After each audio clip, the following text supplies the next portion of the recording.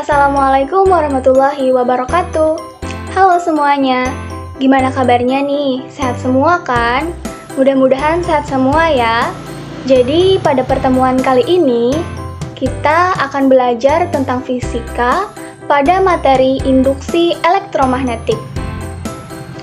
Oke, mungkin langsung saja ya. Nah, tahukah kamu bahwa perubahan medan magnet itu bisa menimbulkan arus listrik?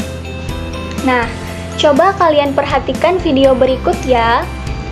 Nah, di sini ada suatu induksi elektromagnetik yang terjadi pada dinamo.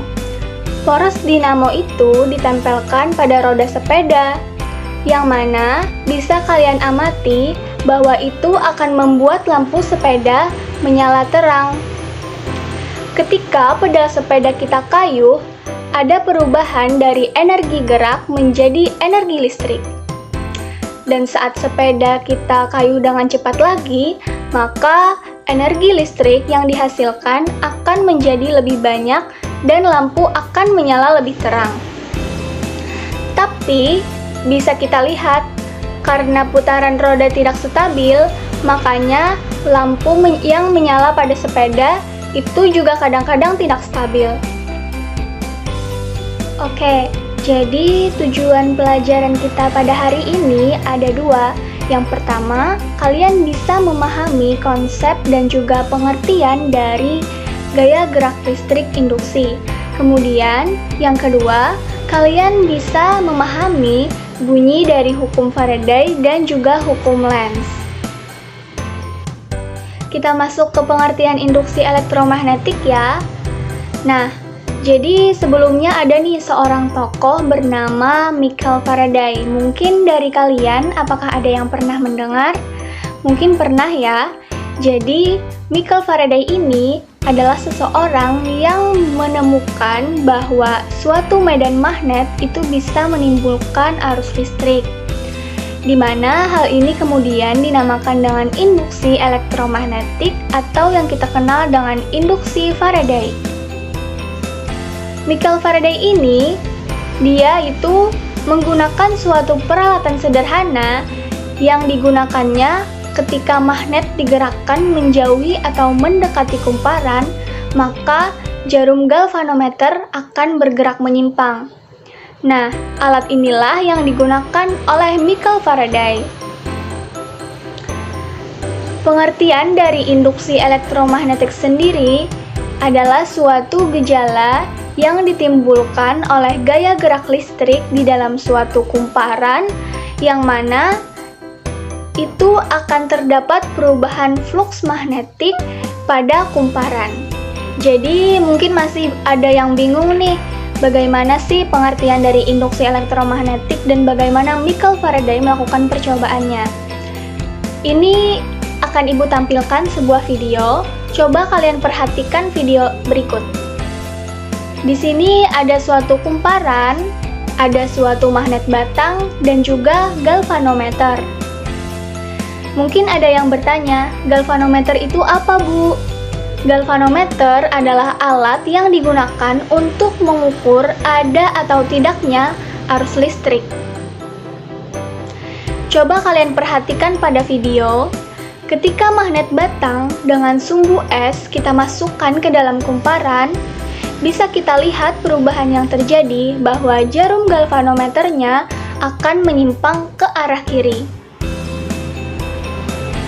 Kemudian, magnet itu jika kita diamkan di dalam kumparan, maka jarum galvanometernya akan kembali ke titik semula atau ke titik nol.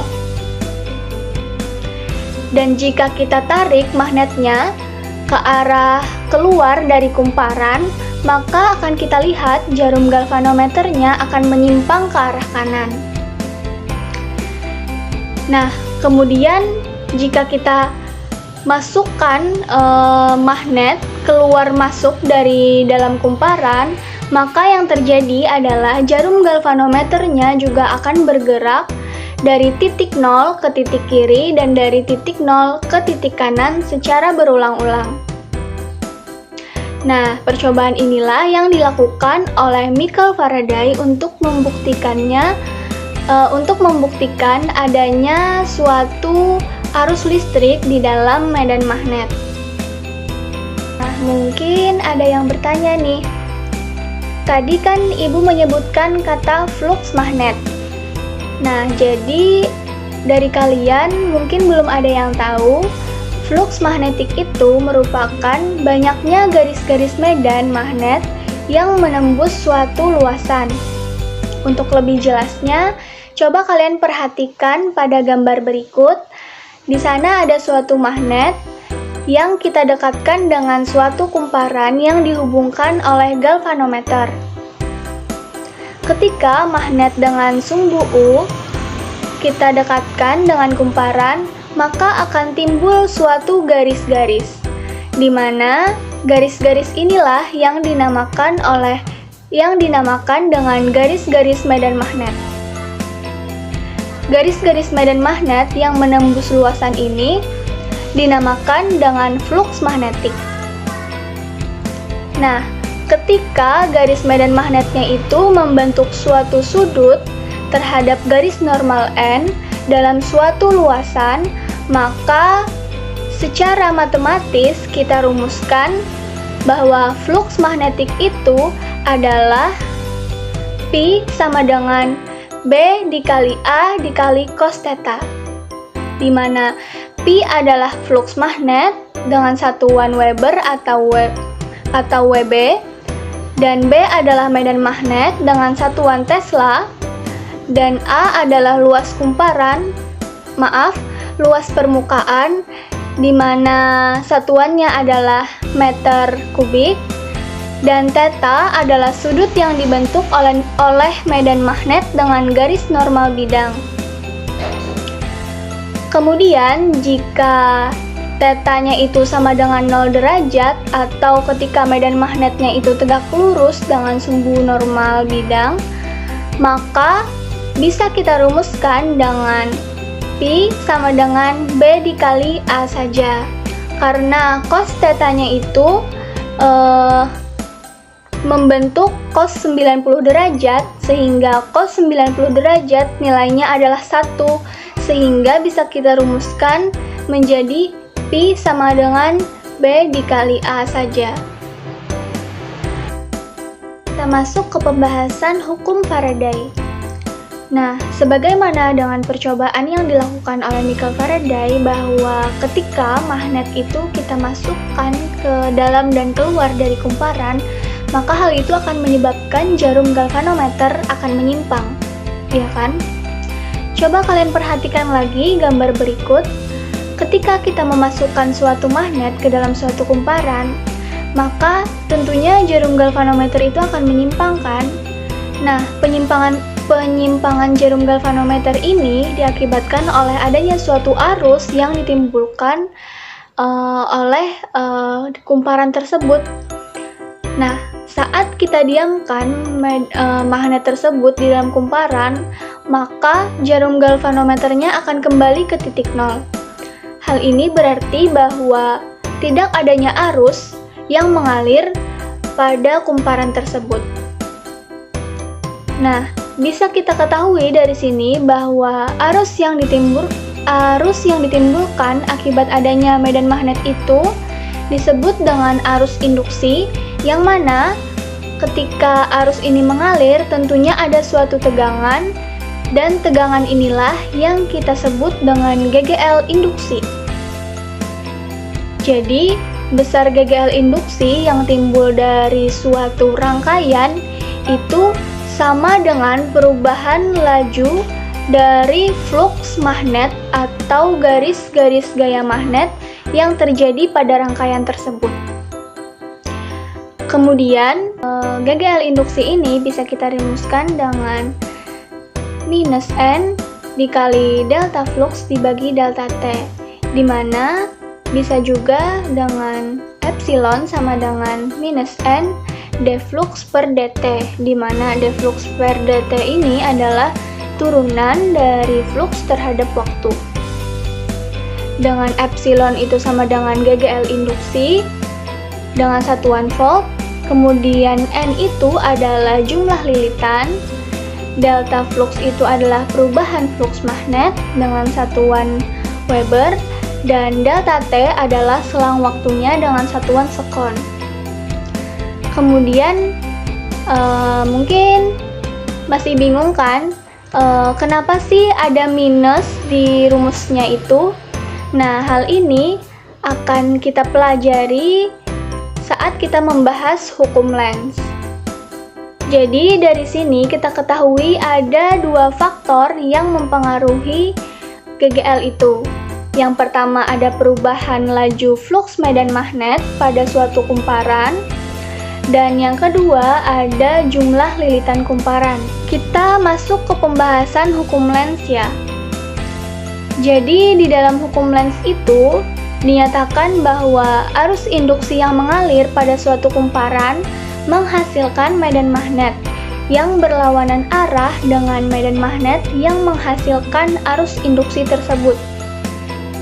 Untuk lebih jelasnya, kalian bisa perhatikan pada gambar berikut, di mana ketika suatu magnet pada gambar pertama itu memasuki suatu kumparan, maka akan muncul suatu medan magnet yang arahnya itu maksud saya medan induksi yang arahnya itu berlawanan dengan arah dari medan magnet yang menghasilkan arus induksi itu. Soal ya untuk lebih memahaminya. Di sini ada suatu contoh soal di mana suatu kumparan itu memiliki jumlah lilitan 1000, di mana ia mengalami perubahan flux magnetik dari 9 kali 10 pangkat minus 5 Weber menjadi 3 kali 10 pangkat minus 5 Weber dalam selang waktu 10 meter sekon. Tentukan GGL induksi yang timbul. Jadi, bisa kita ketahui bahwa di sini jumlah lilitan itu kan 1000. Berarti N sama dengan 1000.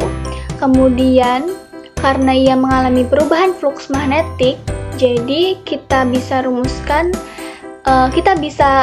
tulis delta flux sama dengan 3 dikali 10 pangkat minus 5 dikurang 9 kali 10 pangkat minus 5, sehingga hasilnya adalah minus 6 dikali 10 pangkat minus 5 Weber. Kemudian untuk selang waktu atau delta T-nya adalah 10 meter sekon. Di sini kita bisa ubah menjadi sekon sehingga nilainya adalah 1 kali 10 pangkat minus 2 sekon. Sehingga yang ditanyakan di sini kan tadi adalah GGL induksi. Jadi kita tahu bahwa rumus dari GGL induksi tadi epsilon sama dengan minus N dikali delta flux dibagi delta T. Kemudian kita masukkan nilainya, epsilon sama dengan minus 1000 dikali minus 6 kali 10 pangkat minus 5 dibagi dengan 10 pangkat minus 2, sehingga hasilnya adalah 6 volt. Kemudian nanti kalian jangan lupa mengerjakan soal yang ada di LKPD dan kalian bisa melakukan percobaan pada kegiatan kedua, di mana nanti di sana ada percobaan di virtual lab atau di pad, dan kalian ibu minta untuk mengisi hasil percobaan pada kolom yang sudah ibu sediakan. Mungkin ini adalah tampilan LKPD-nya, silahkan dikerjakan. Jadi untuk pelajaran pada hari ini mungkin itu saja yang bisa ibu berikan, dan kesimpulan pada pelajaran kali ini adalah yang pertama, kalian bisa memahami bahwa arus listrik yang timbul akibat adanya medan magnet itu disebut dengan arus induksi. Dan arus ini mengalir jika ada tegangan, di mana tegangan ini kita sebut dengan GGL induksi. Jadi GGL induksi itu adalah tegangan yang disebabkan oleh adanya arus yang mengalir akibat magnet. Kemudian, kesimpulan yang kedua adalah hukum Faraday itu berbunyi bahwa besar gagal induksi itu sebanding dengan laju perubahan fluks medan magnet yang terjadi di dalam kumparan. Dan hukum Lenz berbunyi bahwa arus induksi yang mengalir pada kumparan menghasilkan medan magnet yang arahnya itu berlawanan dengan medan magnet yang menghasilkan arus induksi tersebut. Mungkin sekian saja penjelasan dari Ibu. Terima kasih karena sudah mendengarkan. Assalamualaikum warahmatullahi wabarakatuh.